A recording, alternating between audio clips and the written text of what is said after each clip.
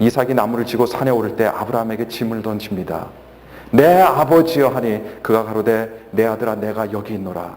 이삭이 가로되 불과 나무는 있거니와 번제할 어린 양은 어디 있나이까?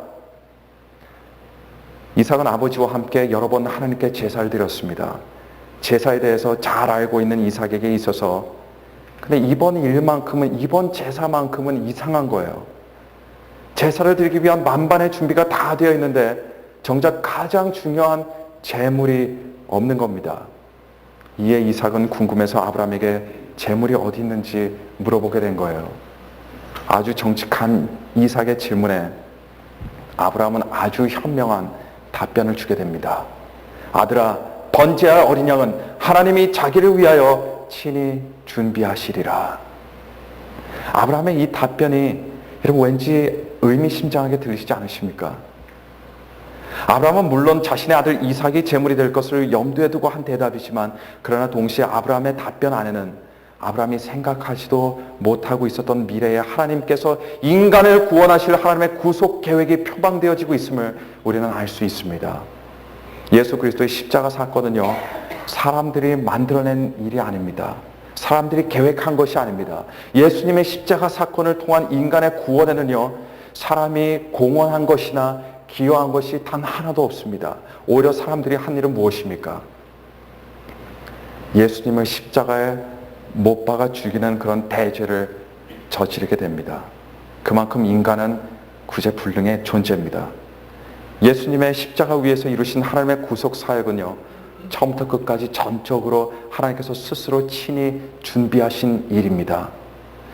저는 어릴 적에 보이스카웃이었습니다. 보이스카웃 유니폼이 너무 멋있었고 보이스카웃 활동들도 참 재밌었습니다. 그런데 보이스카웃에서 가장 강조하는 자세가 있습니다. 바로 준비라고 하는 거예요. 준비. 경례도 준비를 외치면서 경례를 합니다. 이 준비는 무슨 준비를 말하냐면요, 다른 사람들을 도울 수 있는 준비이고 내일을 향해 나아가는 준비를 일컬어 말하고 있습니다. 어릴 적에는 이 준비라는 보이스카웃의 구호가 너무나도 매력적으로 들렸습니다. 지금도 저는 그래서 준비의 자세를 중요시하면서 살아갑니다. 그렇게 보면 지금도 제 마음으로는 아직도 보이스카웃으로 살아가고 있는 것 같습니다. 그런데 살아가다 보니까요, 그리고 주변의 사람들을 보니까 인생을 맞이하는 사람들이 나름대로 준비를 한다 하지만 인간의 준비는 지극히 제한적이라는 것을 살아가면서 느끼게 됩니다. 왜요? 사람들은 준비를 해도 세상 일이라는 것이 여러분 생각대로 되지 않기 때문입니다. 때로는 인간 차원에서 준비라는 것이 어떻게 보면 아무 의미가 없어 보일 때도 분명히 있습니다. 자식 문제가 내 뜻대로 됩니까? 여러분 부부 문제가 내 뜻대로 됩니까? 직장의 문제가 내 뜻대로 됩니까? 아무리 나름대로 준비하고 또 준비했어도 내 뜻대로 되지 않습니다. 사실 인간이 삶에 대한 준비가 제대로 되어 있다면 여러분 이 땅에는 슬픔이 없어야 됩니다. 인간이 정말 준비할 수 있는 능력이 있다면요, 이 땅에 비극 또한 없어야 됩니다. 아무리 철저히 준비를 한다 해도 인간은 재해를 맞이하여 수많은 사람들이 순식간에 목숨을 잃어버리고 맙니다. 우리 주변에 일어나는 불행한 사고나 범죄 앞에서도 우리 인간은 무력한 존재만 될 뿐입니다. 더군다나 죽음 앞에서는요, 그 누구도 준비되어 있어 보이는 사람이 아무도 없어 보입니다. 인류 역사를 보면서 그리고 개인의 경험을 통해 우리가 인정할 수밖에 없는 진리가 있다면요, 사람의 준비는 너무 미약하게 보잘것없다는 그런 진리입니다. 그런데 우리가 이런 존재이기 때문에 하나님께서는 우리들에게 여호와 이레가 되어주시는 것입니다. 준비하시는 하나님, 예비하시는 하나님이 되어주시는 겁니다.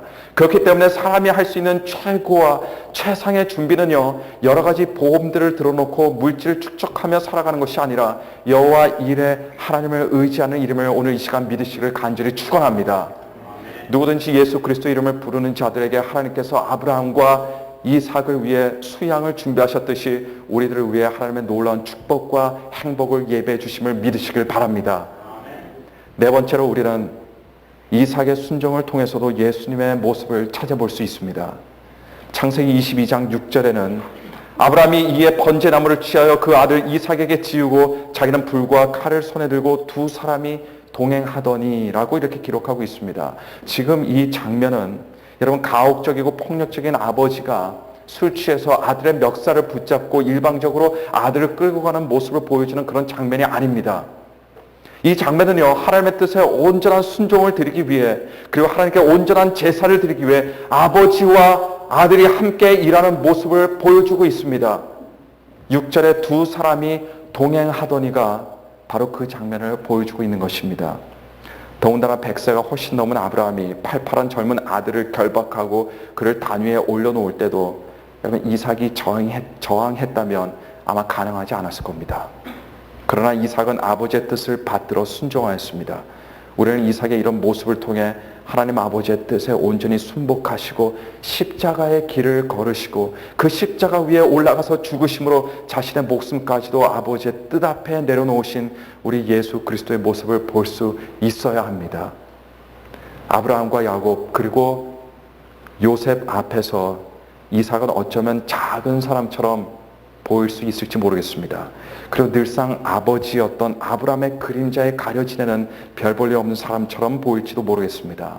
그러나 이삭은 사실 아브라함의 그림자에 가려졌던 인물이 아니라 먼 미래에 메시아로 오실 예수 그리스도의 그림자가 되어 주었던 예수 그리스도의 표상이었음을 여러분 우리는 깨닫게 되는 것입니다.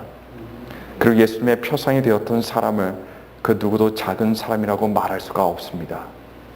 우리는 이삭처럼 예수님의 표상이 될 수는 없을지 몰라도 그러나 우리는 예수님을 닮아갈 수 있습니다.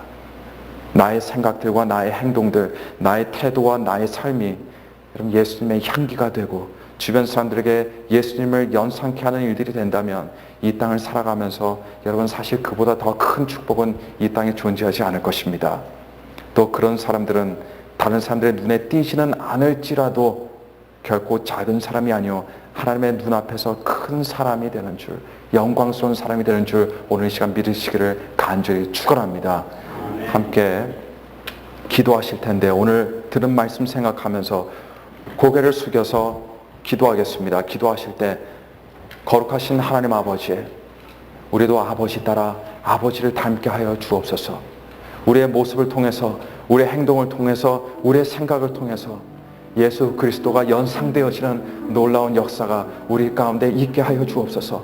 내 삶에서 일어나게 하여 주옵소서. 그리하여 주변의 무사람들이 나를 통해서 하나님의 살아계심을 깨닫게 하시고 하나님 앞에 나오게 하는 그런 역사가 일어나게 하여 주옵소서. 더 이상 나의 조그만 문제들에 연연하는 것이 아니라 예수 그리스도를 닮아가는 그 목표를 향해서 오늘도 열심으로 땀 흘리면서 뛰어가는 우리 모습이 되게 하여 주옵소서. 우리 다 함께 통성으로 합심으로 다 함께 기도하시겠습니다. 기도하시겠습니다.